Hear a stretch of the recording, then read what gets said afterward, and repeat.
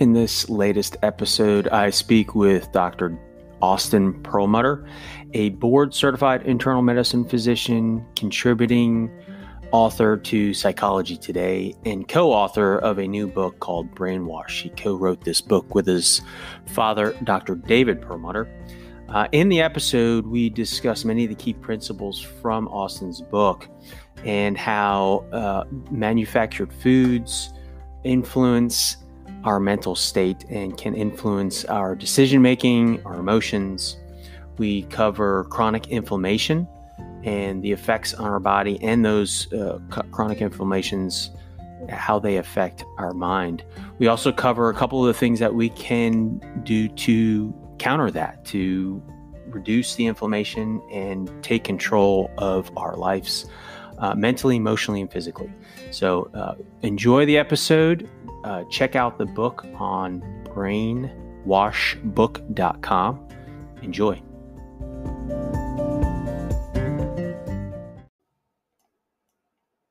All right, before we jump into the episode, just wanted to share some information about Anchor. It's a great free platform for starting out a podcast. It's what I've been using, and it was a great turnkey solution for me to be able to focus on the primary mission of my podcast and not worry as much about how to get the word out, where to post, things of that nature. Anchor takes care of that for you. They distribute, they set up a platform that is easy to use with lots of tutorials. They give recommendations and coaching on how to even interview on your podcast to get you started.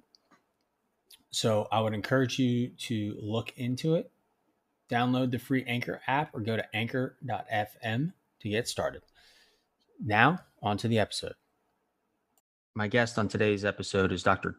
Austin Perlmutter, a board-certified internal medicine physician, contributor to Psychology Today, and co-author of a new book called Brainwash. Welcome to the podcast, Austin. Thank you, Scott, for having me. So I definitely am looking forward to digging into the book and really talking about some of the practical as well as the scientific information on it. But first, wanted to get a little bit about you, get your background.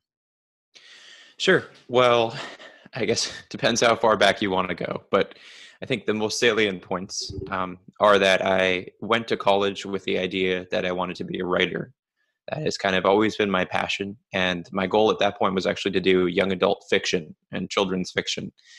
And kind of while I was doing the English major, I was taking the pre-med courses as well, because I've also liked science and I felt like these are important things to know and understand. And as I progressed through my training in, I guess, college and learning about how to write and synthesize ideas, I found that I guess where I needed to be was actually not in writing. It was in medicine. And there are a variety of reasons for that. But most important, I feel I want to be able to communicate important information to other people, to help people to manage chronic diseases, and to help people to improve their decision-making as it relates to their health. And I took this background in writing and started to write a lot of blog posts, health-related blog posts for several websites, went through medical school, and then decided I wanted to go into internal medicine as a residency because that would give me the most insight into chronic disease management. And as I'm sure you're aware, and as I'm sure listeners are aware, chronic diseases are the top killers in the United States and really worldwide.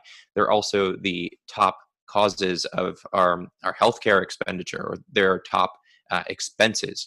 And these are in many ways preventable diseases. These are things like heart disease, diabetes, some types of cancers, lung-related diseases. We can do so much better when it comes to preventing that.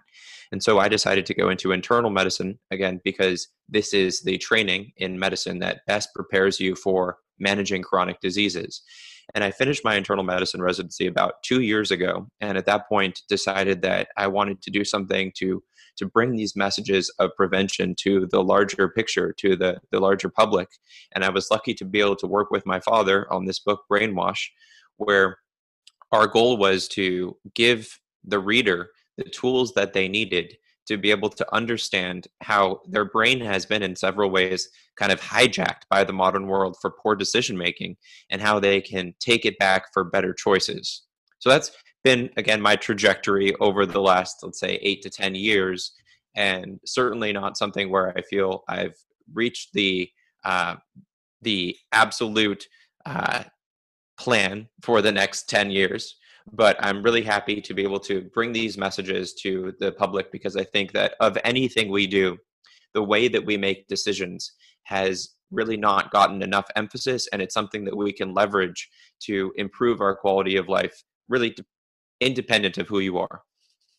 Sure. No, that's it's a great way to just blend a variety of interests and skills, um, and especially when you talk about communicating things around medicine, around wellness, and just finding that practical approach to being able to make that progress down that path.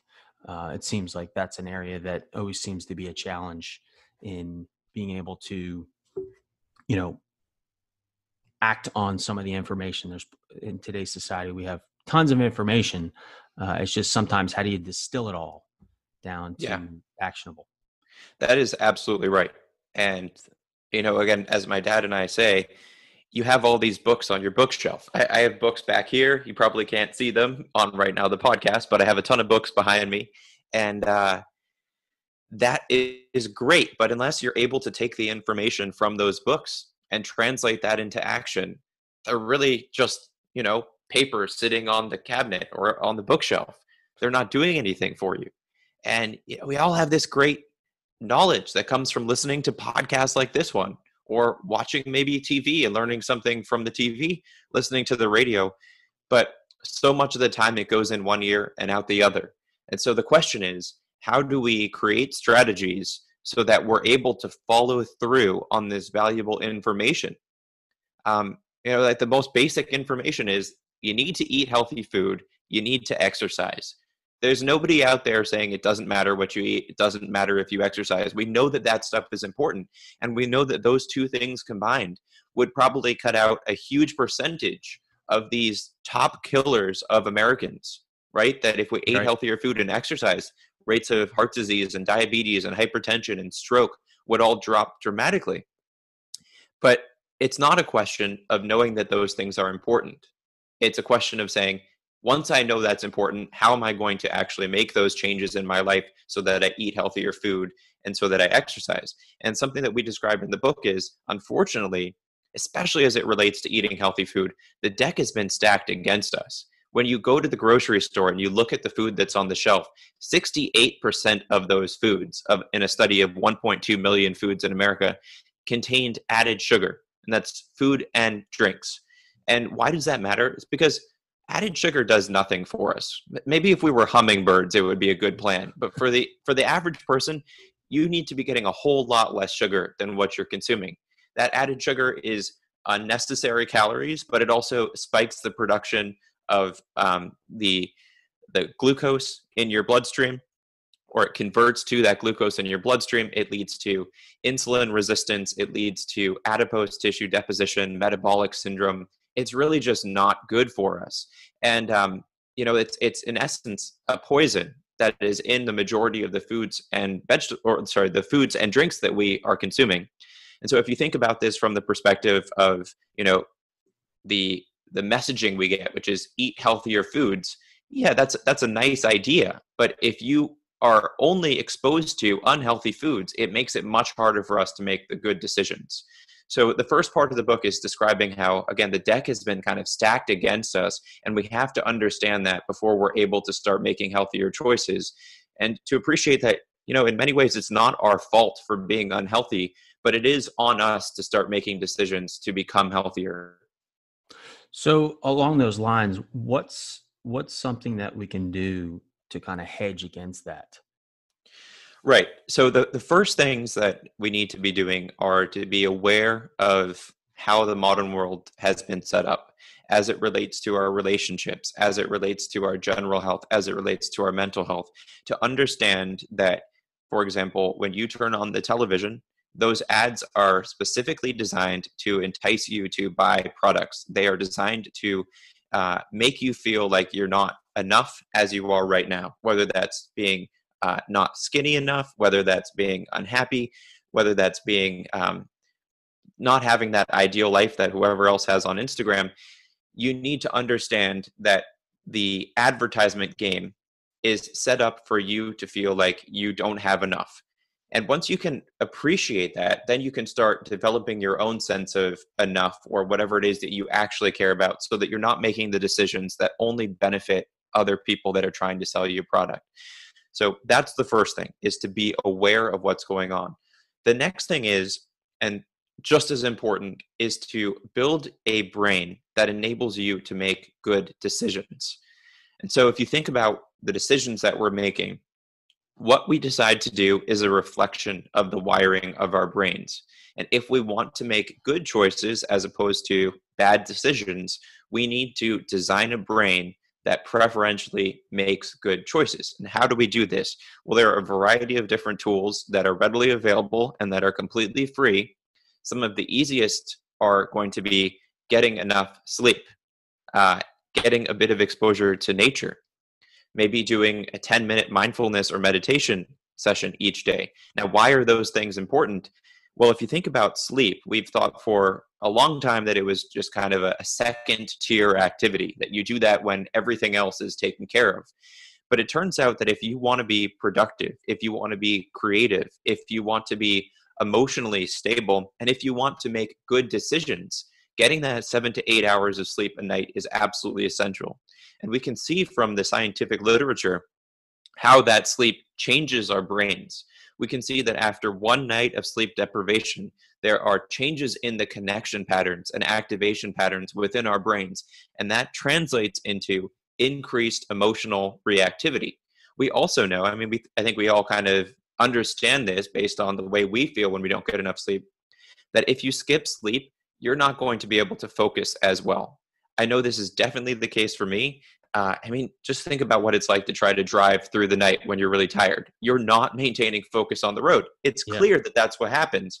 But if you think about how that translates into other aspects of your life, let's imagine you want to go to work, you want to make good decisions so that you can optimize for your company. You want to make good decisions as it relates to financial choices in your life, right? As it maybe relates to the stock market. You want to make good decisions as it relates to your relationships and being there for your spouse or your partner and not yelling at them about something trivial. And you want to make good decisions for your own mental health and for your own physical health. So you don't want to be buying junk food at the store. You don't want to be watching a whole ton of stressful media that doesn't really benefit you at all. For all of these things, getting enough sleep is absolutely essential in enabling you to know the difference between those two things, what is good for you and what isn't good for you, and being able to then act on the better of those two options. And so the other things that I had mentioned there briefly, nature therapy, getting out into nature for just a short amount of time. And even, let's say you're in quarantine, looking at pictures of nature or having some plants in your home. These are ways that you can lower the stress level, both in your cortisol levels in your blood and also your physical experience of how stressed you are, as well as lowering levels of inflammation. And these things translate into actually making better decisions. And then finally, this mindfulness meditation practice, this doesn't have to be anything that is, religious or anything like that. It can be. Turns out prayer is a wonderful way of being mindful, but just sitting and paying attention to your breath for a couple of minutes is sufficient to give you some brain regulating powers. It calms down the more emotional part of your brain and enables you to think more clearly. So these are things that anybody listening can do. As I said, they're all free and they're a wonderful way to reset your brain for better decisions. Yeah, that's great information. One of the things you mentioned is mindfulness, and that's been a newer thing for me. Sometimes, like you said, it could have religious or some negative connotations to it, but it's really just focusing on slowing down your mind, especially with today. We're caffeine inundated with just about everything. You mentioned the sugar aspect, and then technology and the influence in technology and how that's rewiring our brains a little bit. it seems like it's harder and harder to really just slow down and enjoy the moment. I think you're absolutely right. And there has been this bug put in our ears over the last few decades that's telling us you need to hustle, you need to be productive, you need to produce something. And I think it's great to do things, to make a change in the world, to create something that's never existed before, to participate in activities, but you have to have the other side of that. If you don't recharge, you're not going to be as productive when you show up at work the next day. And why mindfulness is so exciting for me, and why I think it's something everyone should engage in, is that it enables you to reset such that you're going to do better at the activities you're already needing to do. And just, to the more general point, we can see from the scientific literature that creating these pauses where you're off the grid are so beneficial to us when we are on the grid. So you can see that, for example, when people go out into nature for a few days, their creativity levels go up. You can see that when children go out into nature for a few days, they come back with an improved ability to recognize the emotions that other people are experiencing. And you can see that when people practice a bit of mindfulness, they tend to be less stressed. And why does that matter? It's because when you have chronic stress, that is going to functionally in your brain disengage the part of your brain necessary for making good decisions.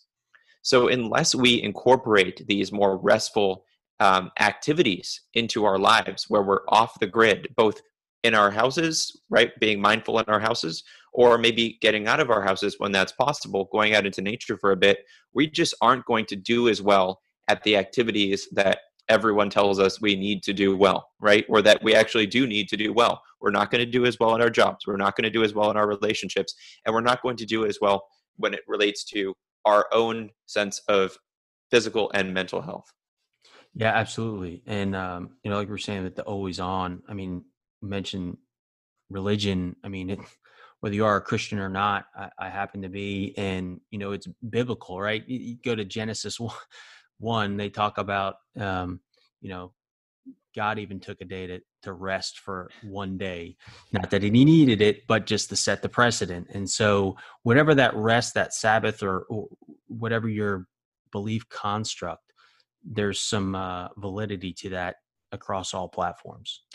Yeah, I think this also comes or relates to this question of what are you trying to get out of your life? And are you short term oriented or long term oriented?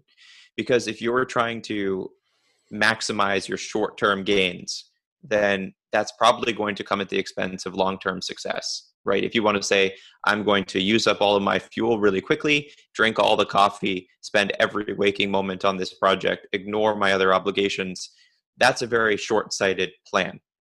And if you're thinking about, I want to be successful over several decades, I want to build relationships, a job, an internal sense of wellness that lasts and is durable despite a whole bunch of external forces, then you have to start taking into account how to build in those restful periods.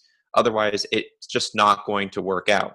And I think we just continue to get these messages as to how everybody else is working so hard and is sacrificing at every given moment.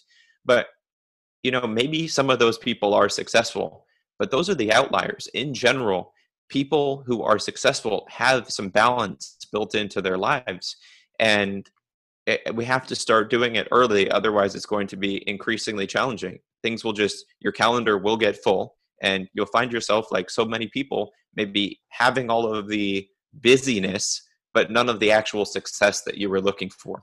Yeah, activity versus productivity. It's just the flurry of stuff. And then you turn back. I don't know how many times I've looked back on my day and I felt like I was stressed out and busy. And then I look at the inventory of things I wanted to get done, and one of the 12 is checked. And I'm like, what Yeah, did I do all day? but you were busy. That's right. I was busy. Exactly. So you mentioned inflammation. And so that's a term. And so that's a term that I've heard around, and there's pros or good inflammation and bad inflammation. Can you explain inflammation from a chronic perspective? Sure. Well, let's start briefly with inflammation as a general topic, and then we'll build into why chronic inflammation is such a problem. Inflammation is the body's immune response to a perceived threat. And the most basic understanding of how this works is acute inflammation. Let's say you get stung by a bee. When that happens, you're going to have let's say that stinger goes into your skin. Your body will mobilize an inflammatory or an immune response. It'll bring in all of these cells in order to fight off this perceived threat, which is the bee stinger. And so that part of your arm will get red, it'll get swollen, it'll get warm, it'll become raised and painful. And that is acute inflammation. And in many ways, this is a good thing because inflammation in the acute sense helps mobilize your body to fend off this perceived threat. Now, that's very different from chronic inflammation. And chronic inflammation is more of a low grade, smoldering inflammation that's going on throughout the body. So this isn't necessarily something you can look at somebody and say, look, you have that swelling, that redness, that pain, you have inflammation. It's more, well, let's look at your blood markers. Let's see what are your levels of what we call inflammatory markers like CRP, interleukin 6, and even hemoglobin A1C. Why do we worry so much about chronic inflammation? It turns out that this chronic inflammation is associated with the development of multiple conditions. So things like heart disease, things like dementia. And most recently, we've learned that this chronic inflammation is strongly associated with mental health issues, specifically depression. What we see is that some forms of depression may be, in fact, caused by high levels of inflammation in the blood or just high levels of inflammation in the body. We see that when volunteers are given a shot that induces inflammation, so in this case, it would be something like part of a bacteria or even some types of immunizations, vaccinations that cause a short-term inflammatory response, that inflammatory response corresponds with high levels of all of the depressive symptoms. So you can induce depression in somebody by giving them something that causes inflammation. Now, that is really new stuff. It's really important stuff to understand. But in this book we wrote, my dad and I talk about how this inflammation might actually go one step further. And in the last year, we've seen a couple of studies that have shown how levels of inflammation actually correspond with more present focused decision making. So that same inflammation that's going on that, is in the bloodstream and might be increasing your risk of developing diabetes and heart disease and stroke, that inflammation in the brain seems to cause us to make more short-term oriented decisions, make bad decisions. So it's really important to understand all this because it gives us context for why eating a healthy diet and exercising are so key, right? If we're able to eat healthy foods that lower inflammation, if we're able to exercise in a moderate fashion to lower inflammation, these are interventions that may in fact be improving our decision making, may in fact be improving our mental health, and may in fact be lowering our risk of developing these chronic diseases through the lowering of inflammation. Yeah, that's so to tie in an earlier point, you're talking about this chronic inflammation, but so it sounds like we are what we eat, right? Nutrition, it's an oversimplified term, but it doesn't just impact nutrition though. There's a broader context to that. Is that fair? Yeah, and I'd say there's no argument really against the idea that we are what we eat. I mean, I guess when you're born, you are what your mother ate, but then once you are existing in the world, the cells of your body are made up of the proteins, the fats, that you ingested, right? That's where we get the cells of our body. It's not like we are creating them out of the atmosphere that we're, Right. slowly building it up. So yes, the cells in your body, we talk about a lot how you want to eat omega-3s because those omega-3 fatty acids help to make your cell membranes more fluid and more resistant to stresses like oxidative stress. So yes, that is a very important point. But what you had mentioned, I think, is a much more exciting way of looking at this, which is what you eat is also going to determine how you think, how you make decisions, how your mental health is structured. So this means that when you are choosing to, let's say, eat junk food or to eat something that like a big vegetable dish or something like a grass-fed animal over a farm-raised animal that's been eating a whole bunch of grain, those are decisions that you're making for your future decisions.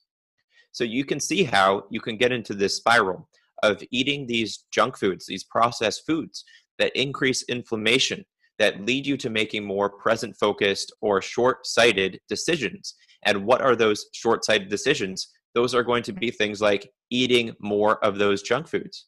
So you get stuck.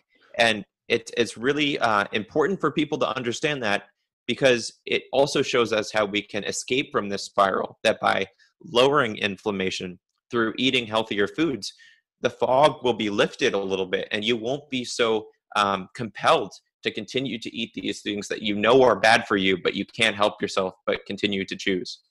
So when I choose that candy bar, it does a physiological effect that other foods do, but it's short-lived. And is that what creates that craving?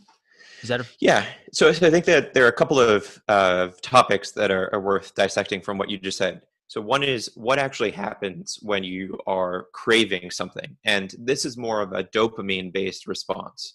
Um, Dopamine has been talked about for a long time as the neurotransmitter of addiction, and it is that.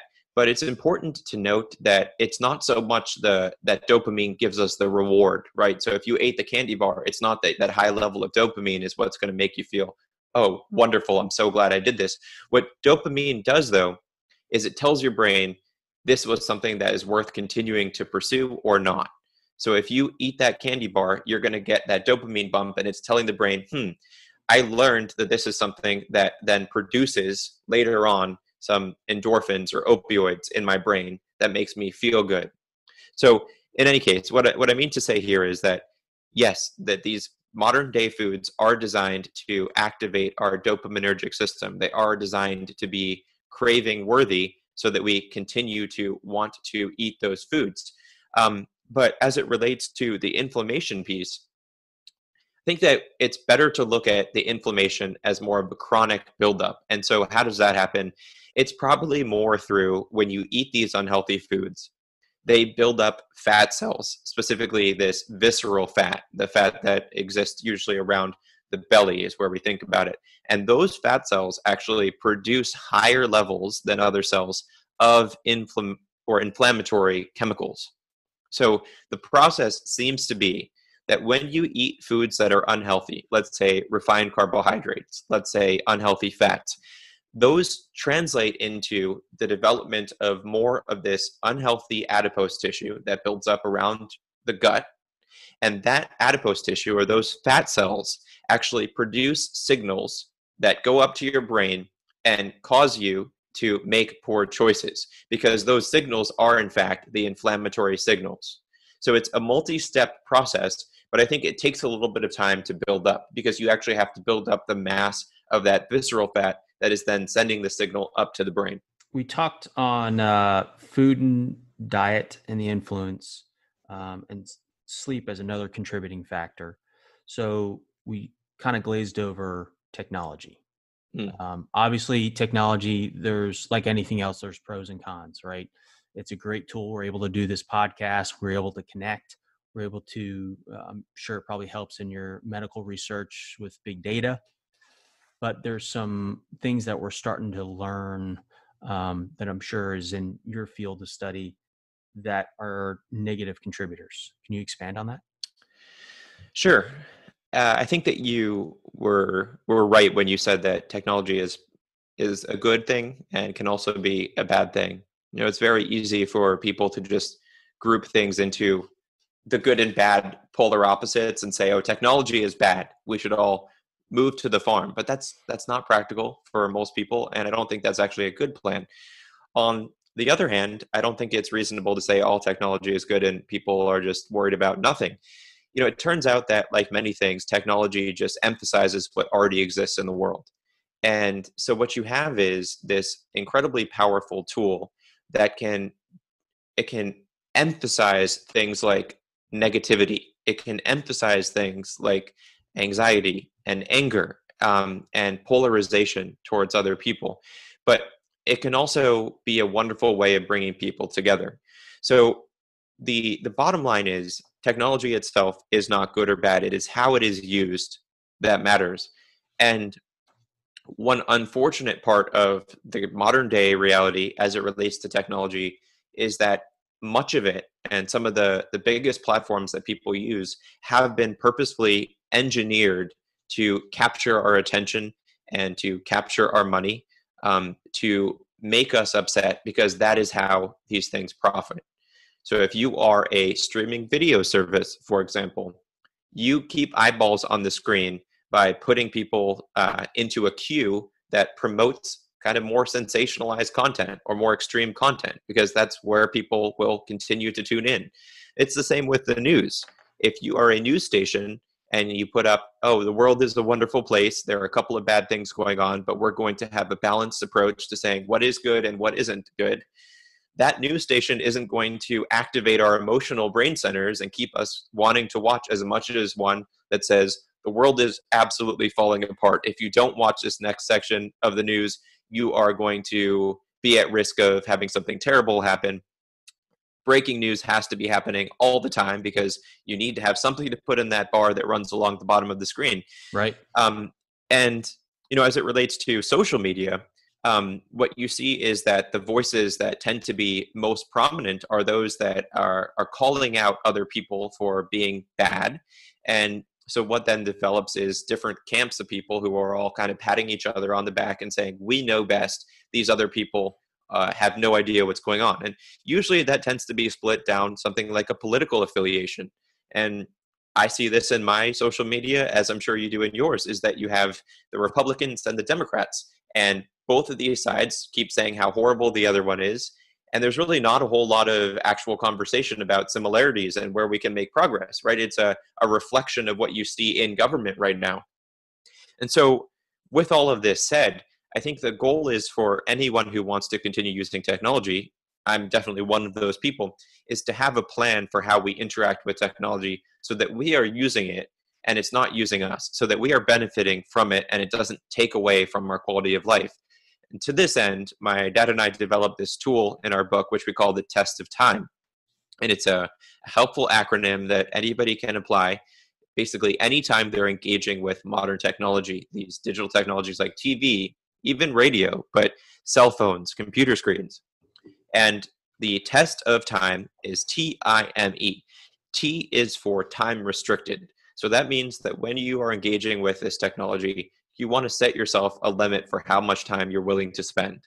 If you want to watch a TV show and that TV show is 30 minutes, set a timer for 30 minutes. And that'll help you so that when the timer goes off, you say, okay, I wanted to watch 30 minutes worth of TV. I'm not going to let the autoplay take me into the next 4 or 5 episodes. Same thing Right. with social media. You want to go on social media, check in. That's okay. Maybe give yourself 10, 15 minutes. But you want to be clear that when that timer goes off, that's the time that you then shut off that media. I is for intentional. One thing that we have been finding is that a lot of people are getting dragged into these modern technologies without having much of a say as to how it happens. I know this has happened to me. I'll be in an elevator, I'll be waiting for food or whatever. Next thing I know, I'm 20 minutes deep in social media because I don't know. I took my phone out of my pocket and this just happened. So intentional meaning you want to have a plan for what you're doing with that media. If you want to go on social media, see how your friends and family members are doing, that's okay. But maybe you don't need to see how your second cousin twice removed daughter's friend is doing. That's not necessarily beneficial to you. So be Right. intentional about how you engage with this. And then M is for mindful. And kind of getting back to our previous points here, something that we see is that a lot of the time when we're engaging with modern media, we find ourselves becoming mindless in the consumption. And so maybe then that's creating stress in our bodies. And maybe that's creating feelings of anger or anxiety. Or maybe it's just, making us sad. And being mindful about the way that we take in these technologies means that we're aware of how it is changing the way that we feel while we're engaging with it. So if you're watching the news and you're 20 minutes in and you're saying, I'm getting so mad about what's going on in the world, then you can maybe pause and say, wait a second, am I actually learning anything right now, or am I just being more upset? Because it doesn't mean that you can't watch the news, but maybe this just is no longer helpful to you. And so E, the last part of the T.I.M.E acronym, is for enriching. And I look at this as the most important step. Enriching means that you want to make sure that every time you're engaging with digital media, you're getting something positive out of it, that you come away with a net benefit.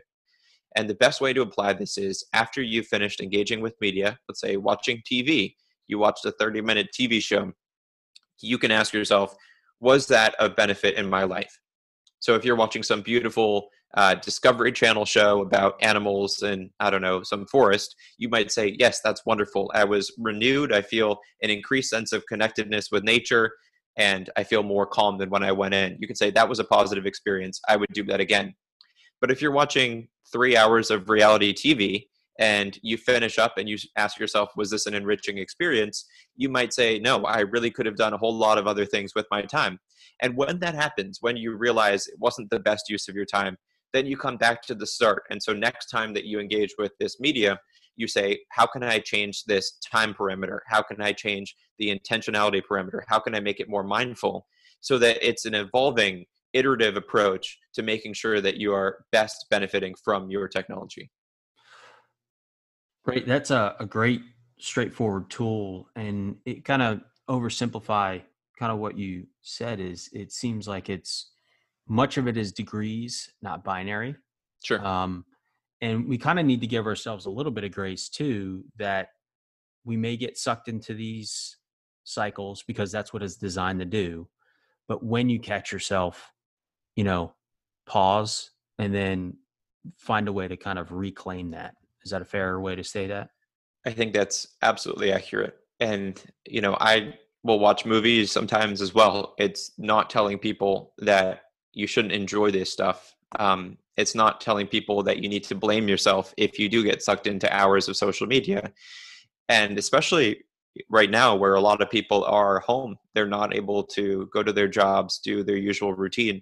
It's very easy to spend more time engaging with digital technology, checking social media, watching TV. And certainly, I'm not telling people they need to be upset with themselves if they do that for multiple hours a day. Sure. But the bottom line would be, if you're doing that and you're happy with it, then okay, maybe don't make any changes.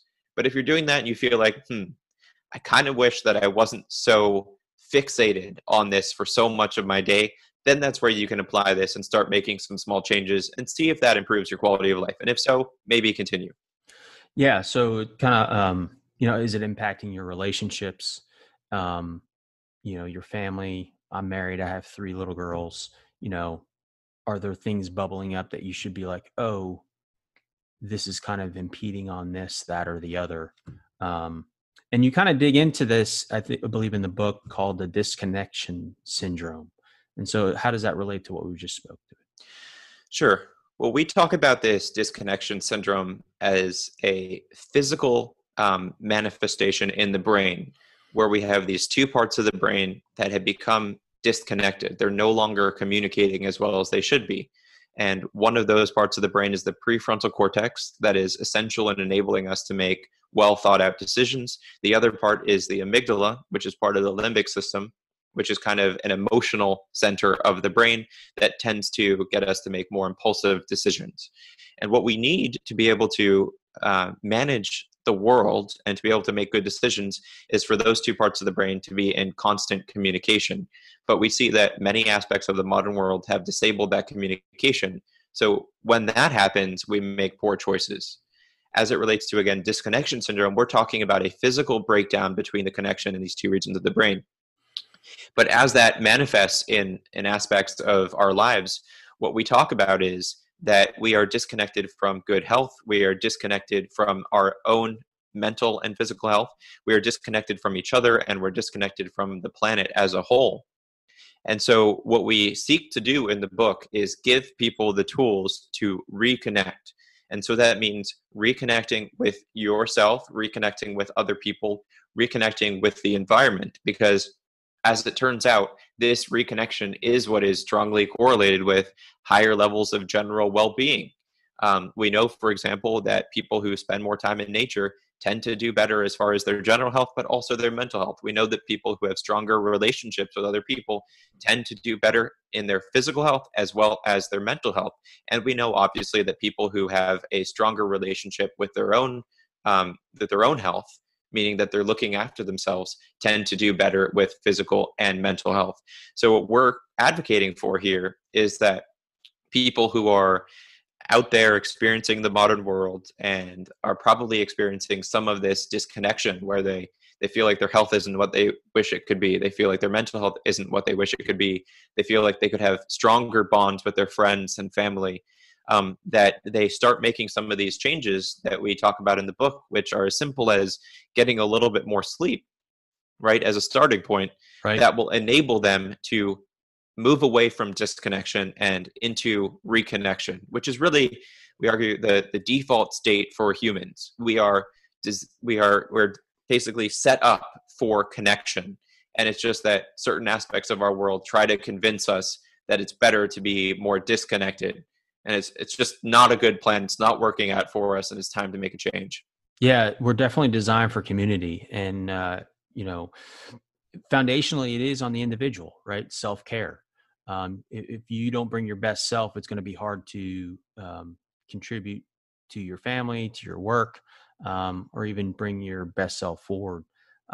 You kind of touch on, you know, at the beginning of this, we talked about actionable information. Um, in the book, you do lay out a number of things to include the brain detox. And so, can you unpack that a little bit more? Sure. Well, we have a 10-day plan at the end of the book where we outline exactly what people need to do to start improving their brain function, to start improving their decisions, and to start reconnecting. And while there are 10 days, it's not so important that you have to follow it in this exact format. What's important is to find where you can get off of the vicious cycle of making poor decisions and start getting onto the cycle of making better decisions. And so what I would advocate for is that whoever's listening, consider one of the following things as a starting point for wiring your brain for better decisions and for reconnection. You can start by changing the way that you interface with digital technology. So we talked about this test of time. I think that's a wonderful way to start reclaiming a bit of mental real estate that otherwise would be taken up by potentially mindless consumption of this media. You can start by getting a little bit more exposure to nature. Scientists have found that even 20 minutes of exposure to nature can lower levels of stress. They've also found that just 10 seconds of looking at a picture of nature leads people to make better decisions. So it really doesn't take much. Getting a bit of nature in your life, whether that's a plant in your home, getting outside if you can, or even looking at pictures of nature, is a wonderful place to start. Sleep tends to be one of these things that is completely undervalued and does so much for every aspect of our health, our emotional health, our physical health, our general well-being. So if you're able to start advocating for both you and ideally whoever else in your family is involved with this to get about 7 to 8 hours of sleep each night, that is going to help you to reset your brain for better thinking, and it's probably going to make a significant improvement, or it will lead to a significant improvement on your relationships, because as I mentioned before, sleep is involved with emotional reactivity. When we don't get enough sleep, we're actually more emotionally reactive, and that creates a whole myriad of other problems. Yep. So sleep. Also, we talked a bit about mindfulness and meditation. That is a fantastic way to get insight into how your brain is working. And if you are able to set aside 12 or so minutes a day, and it doesn't even have to be that. If you're just starting this, give yourself 2 minutes and see what happens when you close your eyes and pay attention to your breathing. Nothing more complicated than that. You will probably find that it is complete chaos inside of your brain. That's what I found when I started doing this. This is what a lot of people experience. That is basically you gaining insight into how your brain is operating. It's like you pulled back the covering of your computer and you're seeing how things are working. And it's again, it's chaos. But why that's so important is that will then give you insight into how much you can improve. If you just do a couple of minutes of paying attention to your breath each day, that's going to start bringing things into more or better order so that you can make better decisions and have better relationships, all the things throughout your day. And So again, go ahead. so it's just assessing where you are, not evaluating. Exactly. Very key that you make that point, because the last thing you want to do is be judgmental. You're not trying to have any judgment as to how your brain is working. It's just observing. Just close your eyes, watch your breath. You're going to get distracted. You're going to say, this is unnecessary. This is not enjoyable. Don't worry about all that stuff. Just give yourself the opportunity to see what's going on. I like to say before I start my meditation that there is nothing productive that I need to do for the next however long, because my brain will invariably try to convince me that I need to be taking notes, that I need to be getting something else done. Just give yourself the moment. You deserve it. Everyone deserves to have at least a couple of minutes a day carved out for nothing but observation. And then the next thing I would say is exercise. So it's obviously something that's important to you. It's something that's important to me. We talk about exercise as important to our health, but as it relates to our brain function, it turns out that moderate exercise helps to activate the part of the brain that enables us to make good decisions. And even more important, exercise is one of these ways that we can increase something called brain-derived neurotrophic factor, or BDNF. And why is that so important is because brain-derived neurotrophic factor acts as a fertilizer for new neuron connections. So it helps to solidify the changes that we're making in our brains from all of the other stuff and keep it in place such that our brains then become the brains that continue to make better decisions, that continue to support better relationships and better thinking. So really important to engage in some exercise, some movement. And again, you may have slightly different opinion on this, which is great, but I tell people, just like with meditation, if you're not doing any exercise, the goal isn't to get out there and do 30 minutes a day, 5 days a week. It's just moving. It's finding something that you can get out and move, whether that's going for a walk around the block or even just doing some, jogging in place in your apartment. It's something that you can do that you enjoy, that isn't going to cause you a whole bunch of trauma on your body, that you can then sustain. Right. Yeah. You don't have to go out and start running 5 miles or do CrossFit immediately. Go out and just move. Yeah. And then to kind of pull it all together, something that we've continued to talk about is the role of interpersonal connection, the role of having strong bonds with the people around you, your friends, family, your loved ones. It is so paradoxical that in the modern world, even though the population of the world is, it's obviously bigger than it's ever been before, billions and billions of people, that we're seeing such high rates of loneliness. And there are a couple of surveys that have been done in the United States recently that show that about 50% of Americans are experiencing loneliness relatively frequently. So how is that possible that we have so many people, so many opportunities for connection, that people are so embedded in this social media and yet feel lonely? Well, it turns out that we need something more than just a couple of messages on Facebook occasionally or a like on an Instagram post to keep us going. So I would say that the modern world is setting us up for loneliness because the connections that we're making with other people digitally aren't as strong as the ones that we used to be making when we were physically interfacing with other people. So in order for us to be successful, the vast majority of people to be successful for mental health or physical health, we need to be embedded in a social network. And it's not necessarily a digital social network, although that can be a supplement to this. And what I recommend to people is just find somebody that you haven't spoken to in a while that you care about. And that can be a family member, a friend, it can be a distant relative, whatever it is. We just have to start building in these connections again. I'm a big fan of talking to strangers. I think it's a wonderful way to interface with people that you don't otherwise have a chance to talk to. And even if you want to do this primarily through the internet, studies have found that when you are engaging actively with social media, that means commenting on other people's posts. That means giving them words of support, perhaps, if they're posting something. That means actually reading what they're saying and responding in such a way that shows that you care and that you're engaging with them in a way that requires you to think about stuff a little bit more, that is associated with higher levels of wellness. Whereas people who are just passively engaging with social media, we all know what that looks like. It's just scrolling through. Yeah, that's actually associated with lower levels of well-being. So it's all about finding ways to build in a little bit more social connection. And there are so many opportunities to do that. It's just that we tend to gravitate towards the easier pseudo social connection methods that aren't really doing much for our mental health. And it's time that we try to move away from that and build in some of the more meaningful stuff. Yeah, absolutely. And, I find myself, even with my wife, occasionally we get stuck into the texting and then we don't have good conversation.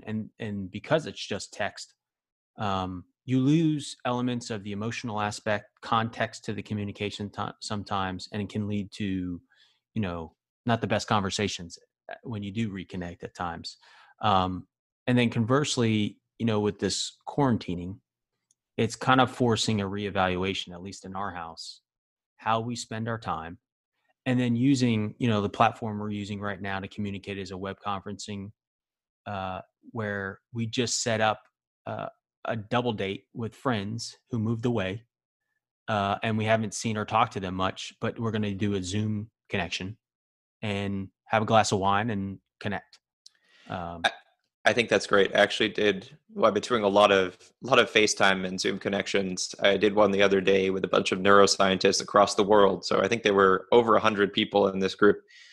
But when we have these opportunities, it's about applying that test of time thing. And specifically, I think it's about being mindful and intentional about what we're doing.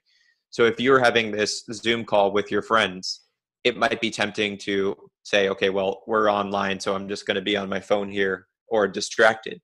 And it's about bringing your full presence to these encounters. Some of the best chats I've had recently, well, of course, given the quarantine, have been through conversations like the one we're having right now, where we are engaging digitally. But there's such a difference in this conversation where we're both fully focused on the conversation compared to what a lot of the time happens, where you're on the phone with somebody, but you're also doing something else on your phone, or you're trying to get something done around the house, or you do a 2-minute check-in with a text message or two, but you're not really caring about what you say. So the point would be, these types of interactions can be wonderful, but you have to commit to them. You have to make them important, just like you would if you were meeting in person. yeah, absolutely. Um, Austin, we're coming up on time. Grateful for the amount of time, the wealth of information, not just the science behind it, but really the practical. And there's a ton of practical information in the book, Brainwash. I'll close out with 3 personal questions. So, one, what are you reading right now? Well, I'm reading a lot of scientific literature on coronavirus, actually. I'm trying to do what I can to bring that information to the public in a way that is helpful, and also to combine it with methods of sustaining mental and physical health in this time of quarantine.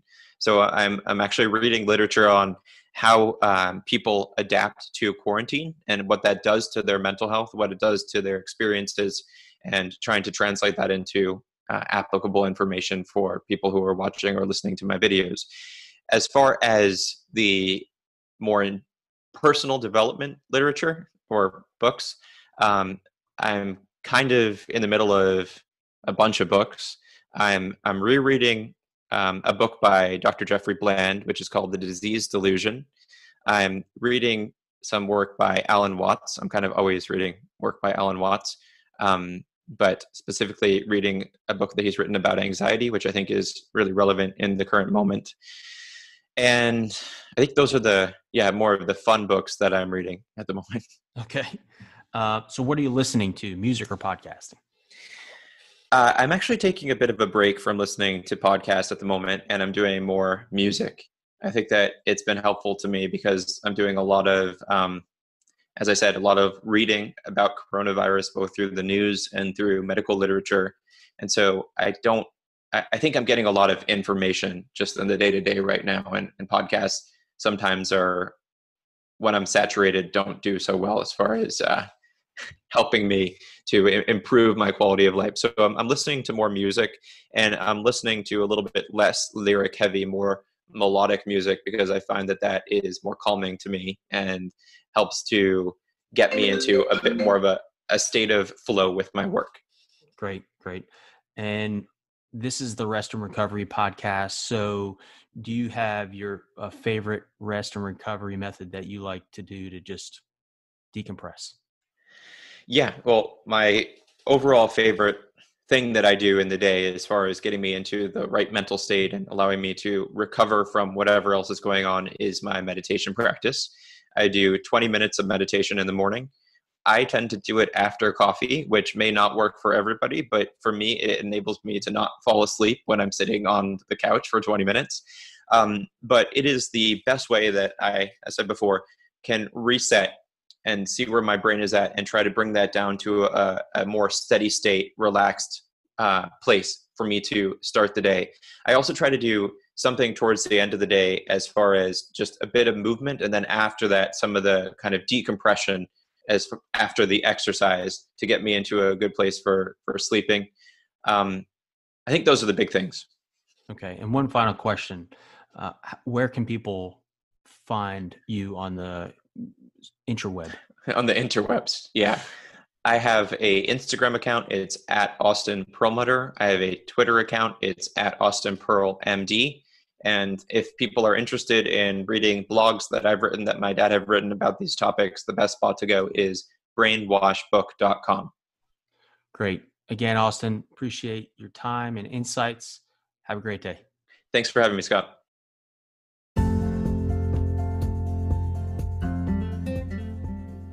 Well, I hope you enjoyed this episode with Dr. Austin Perlmutter. We cover a lot of practical tips, and you can find out more from the book at brainwashbook.com. If you found this of value and know someone who could also get a lot out of this, please share. Also, please provide a review on any of the platforms that you're listening to, whether it's Apple Podcasts, Google Podcasts, Spotify, or Anchor. Your reviews, 5-star reviews, is helpful in getting the word out on the helpful content that we here at the Rest and Recovery podcast are trying to get out. Thank you for listening. Have a great day. Remember, be rested, be well.